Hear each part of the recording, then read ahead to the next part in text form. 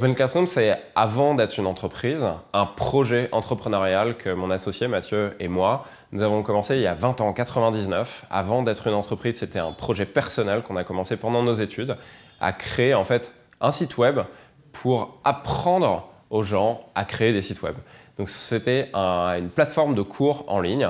Et pendant plus de 10 ans, on en a fait un hobby où on créait des cours gratuits pour tous, pour rendre l'éducation accessible. À la fin de nos études, on en a fait une entreprise, notre métier. Et donc, on a tout de suite réfléchi à l'impact de cette entreprise. Et donc, le statut d'entreprise à mission était assez naturel pour nous. La mission d'Open Classrooms, c'est de rendre l'éducation accessible à tous, et en particulier l'éducation professionnalisante, l'éducation qui aboutit aux emplois de demain et qui aboutit donc à un job. Alors pour nous, la transition du modèle purement altruiste, parce que c'était ça depuis 1999, vers le modèle de l'entreprise, elle a été assez progressive.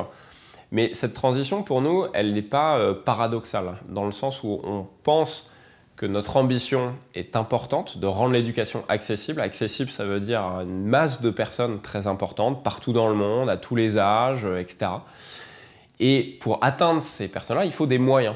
Et les ressources aujourd'hui que vous pouvez avoir, qu'elles soient humaines ou financières, eh ben c'est vrai qu'en tant qu'entreprise, c'est plus facile de les avoir quand dans un modèle altruiste et purement bénévole.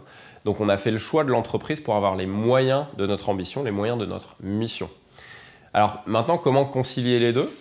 Ben là, on a en fait eu la chance de pouvoir créer un produit où l'impact économique et l'impact social sont intimement liés via ce qu'on appelle l'emploi garanti. Donc notre impact, on le mesure par le nombre d'étudiants que l'on place dans l'emploi à la fin des formations.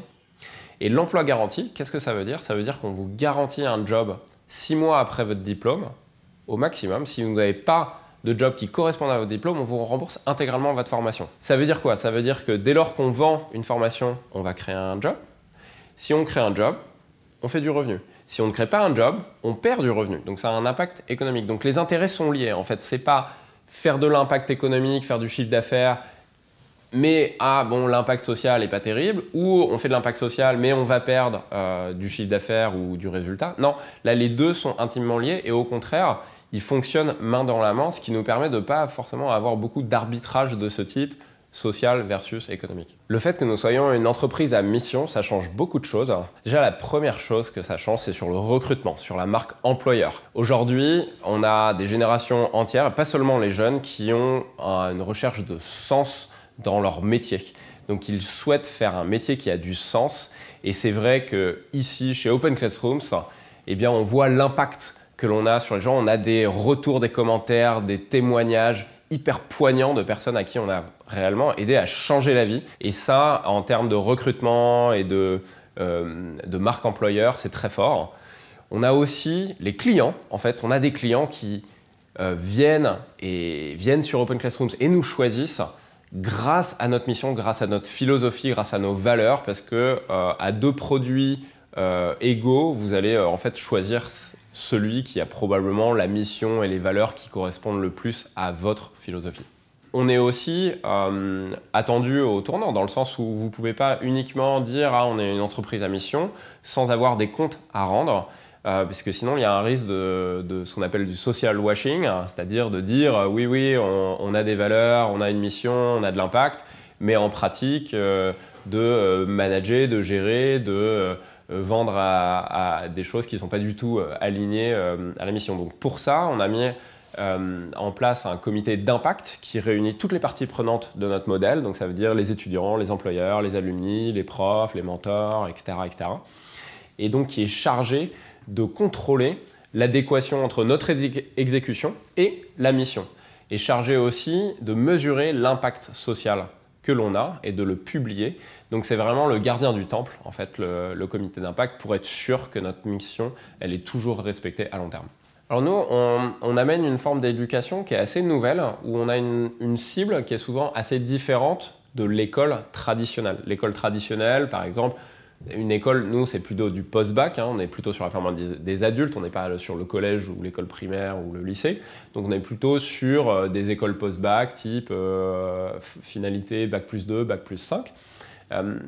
On a principalement de notre côté des personnes qui sont en reconversion, des personnes qui ont déjà eu un job et qui ont peut-être perdu leur job ou qui sont salariés et qui veulent passer à la prochaine étape de leur carrière.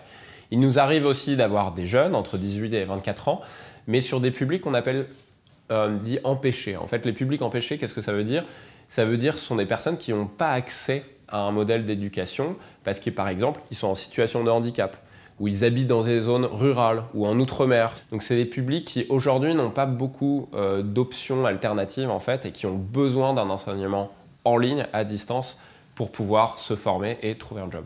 En fait, on a des clients qui sont des étudiants, donc au sens B2C, des personnes qui ont de 18 à plus de 50 ans aussi, mais c'est des personnes individuelles. Et là, clairement, le choix individuel, quand vous achetez quelque chose, que ce soit un service ou un produit, de plus en plus, la composante éthique, sociale, responsable est importante dans le choix. Et puis, il y a aussi les clients entreprises, où là, on travaille avec les employeurs pour former leurs salariés, pour les reconvertir, pour recruter leurs prochains salariés également. Aujourd'hui, on travaille avec plus de 1000 employeurs et on voit de plus en plus d'entreprises qui, elles-mêmes, font l'engagement de la raison d'être ou de la mission et donc qui cherchent aussi à privilégier des fournisseurs qui sont aussi entreprises à mission.